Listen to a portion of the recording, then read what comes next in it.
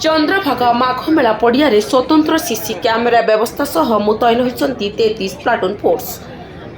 पवित्र माघ सप्तमी रे प्रसिद्ध चंद्रभागा बुड़ पर पुलिस सुरक्षा व्यवस्था कड़ाकड़ी।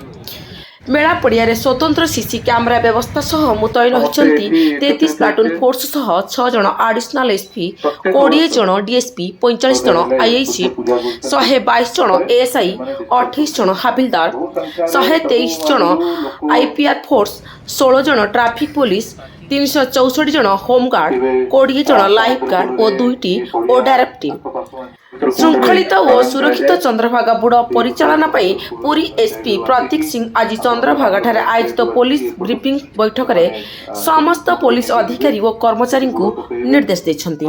अस्तरंगरू सुजाता संको रिपोर्ट, देश दुनिया खबर 24। चलित वर्ष माघ सप्तमी मेला चंद्रभागा 24-25 तारीख को पालन करा पूरी पुलिस तरफ सब प्रकार व्यवस्था कराई।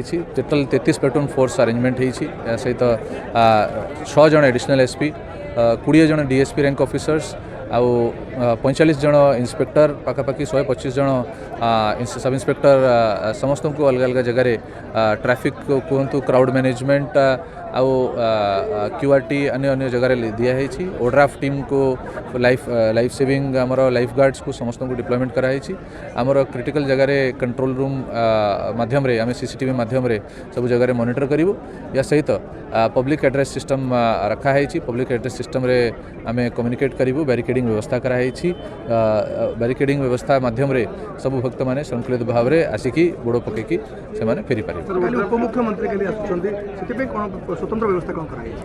तांकर सब प्रकार सुरक्षा व्यवस्था आम करिछु आम एनश्योर करूँ जो आसवा जो इवेंट अच्छी पूरा सुरक्षित भाव में हम।